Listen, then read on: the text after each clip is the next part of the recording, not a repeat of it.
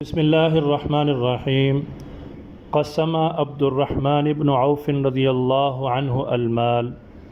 اخرج الحاکم عن ام بکر بنت المسور ان عبد الرحمن بن عوف رضی اللہ عنہ باع ارضا له ب40,000 دینار فقسمها في بني زهرة وفقراء المسلمين والمهاجرين وأزواج النبي صلى الله عليه وسلم، فبعث إلى عائشة رضي الله عنها بمال من ذلك فقالت من بعث هذا المال؟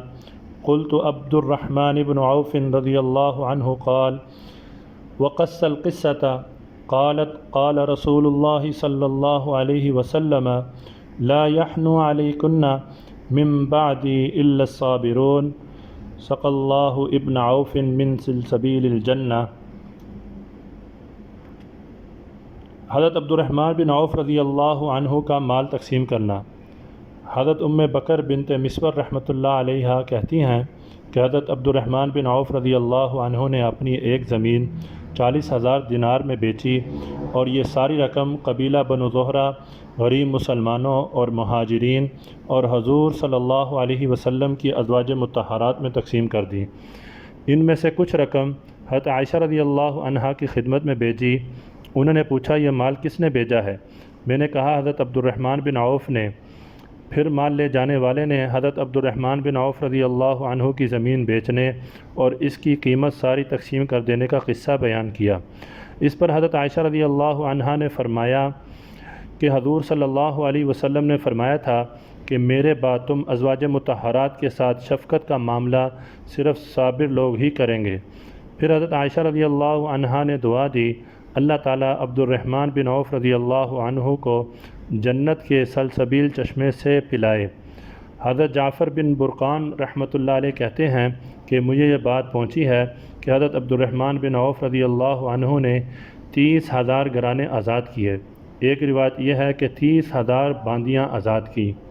تو یہ حضرت عبد الرحمن بن عوف رضی اللہ تعالی عنہ عشرہ مبشرہ صحابہ میں سے ہیں اور بہت زیادہ خرچ کرنے والوں میں سے ہیں، اور اللہ کے راہ میں کتنا مال تقسیم کیا کہ 30,000 باندیاں آزاد کی۔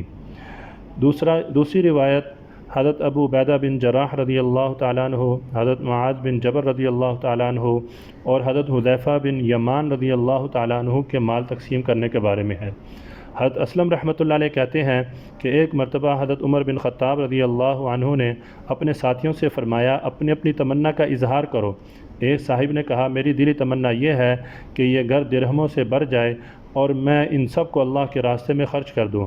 حضرت عمر رضی اللہ عنہ نے پھر فرمایا اپنی اپنی تمنا کا اظہار کرو۔ تو دوسرے صاحب نے کہا میری دلی تمنا یہ ہے کہ یہ گھر سونے سے بھرا ہوا مجھے مل جائے اور میں اسے اللہ کے راستے میں خرچ کر دوں۔ حضرت عمر رضی اللہ عنہ نے پھر فرمایا اپنی اپنی تمنا کا اظہار کرو۔ اس پر تیسرے صاحب نے کہا میری دلی تمنا یہ ہے کہ یہ گھر جواہرات سے بھرا ہوا ہو اور میں ان سب کو اللہ کے راستے میں خرچ کر دوں۔ حضرت عمر رضی اللہ عنہ نے پھر فرمایا اپنی اپنی تمنا کا اظہار کرو۔ لوگوں نے کہا اتنی بڑی تمناؤں کے بعد اور تمنا کیا ہو سکتی ہے؟ حضرت عمر رضی اللہ عنہ نے فرمایا میری دلی تمنا یہ ہے کہ یہ گھر حضرت ابو عبیدہ بن جراح، حضرت معاذ بن جبل اور حضرت حذیفہ بن یمان رضی اللہ عنہم جیسے آدمیوں سے بھرا ہوا ہو اور میں انہیں اللہ تعالیٰ کی اطاعت کے مختلف کاموں میں استعمال کروں۔ کام کے آدمیوں کی زیادہ ضرورت ہے۔ پھر حضرت عمر رضی اللہ عنہ نے ان سب لوگوں کی موجودگی میں کچھ مال حضرت حذیفہ رضی اللہ عنہ کے پاس بھیجا اور لے جانے والے سے فرمایا دیکھنا وہ اس مال کا کیا کرتے ہیں۔ جب حضرت حذیفہ رضی اللہ عنہ کے پاس وہ مال پہنچا تو انہوں نے سارا مال تقسیم کر دیا۔ پھر حضرت معاذ بن جبل رضی اللہ عنہ کے پاس کچھ مال بھیجا، انہوں نے بھی اسے تقسیم کر دیا۔ پھر حضرت ابو عبیدہ بن جراح رضی اللہ عنہ کے پاس کچھ مال بھیجا اور لے جانے والے سے فرمایا دیکھنا وہ اس مال کا کیا کرتے ہیں، انہوں نے بھی سارا مال تقسیم کر دیا۔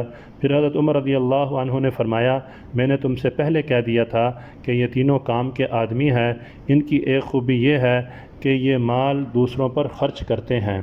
تو یہ صحابہ کرام کی سخاوت ہے۔ اللہ تعالی ہمیں صحابہ کرام کی طرح مال خرچ کرنے کی توفیق عطا فرمائے۔ وآخر دعوانا الحمد للہ رب العالمین۔